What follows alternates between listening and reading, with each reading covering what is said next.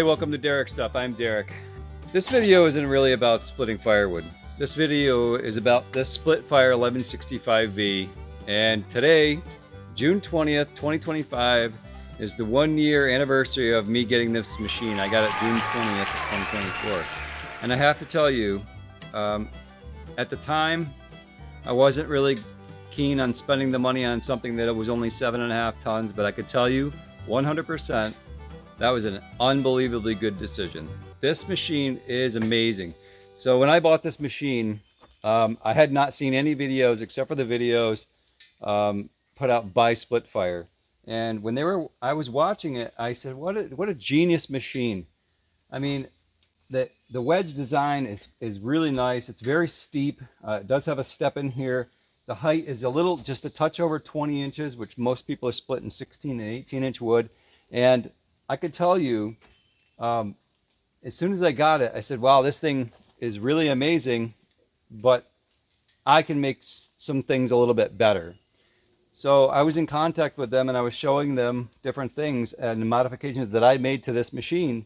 And of course, as things have it, I built the knee control for this machine, and then they developed the knee control for their machines, and it pushes sideways. Now, I really like their design. I think their design is very, very simplistic.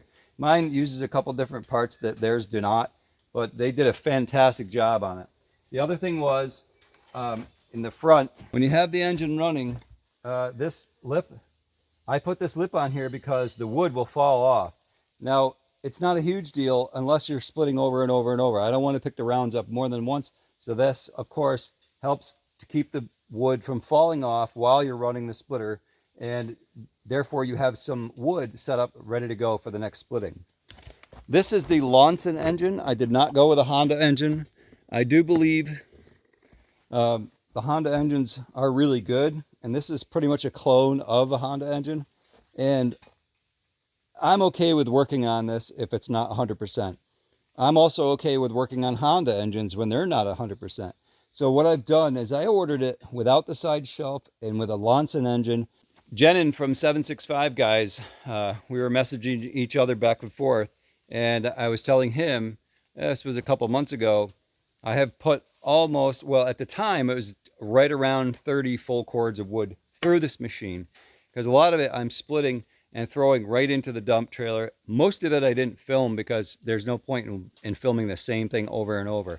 So anyway, we were chatting and he was asking me how many cord that I put through my machine. And I told him, you know, I've put about 30 cord. Well, that was a couple months ago. And now to date, 1 year, I've put about 35 full cords of wood through this. And it is beautiful wood. Anybody that says that this machine can't be used commercially has never run one properly or for any amount of time. What I did was a couple modifications and made videos of it. And I got really good feedback. This is a great machine. Anybody that buys one is going to love this machine. And if you already own one, leave a message in the comment of any problems that you've had with your machine, or some things that you like about machine, things you don't like about the machine. But you certainly can use this commercially, because of the fact that I've split that much wood with this little machine shows that it can be used commercially. Maybe not the fastest or most rugged or whatever machine, but look at the cost. For the cost of this machine, it's still right around $3,000, maybe a little more, a little less by the time you're seeing this video. I'm not sure the exact pricing right now. But if you went and spent $12,000 on a bigger machine, that's really big commercial machine, that means that you have to now figure out how to pay for that nice expensive chainsaw or the tractor attachments that you want to get.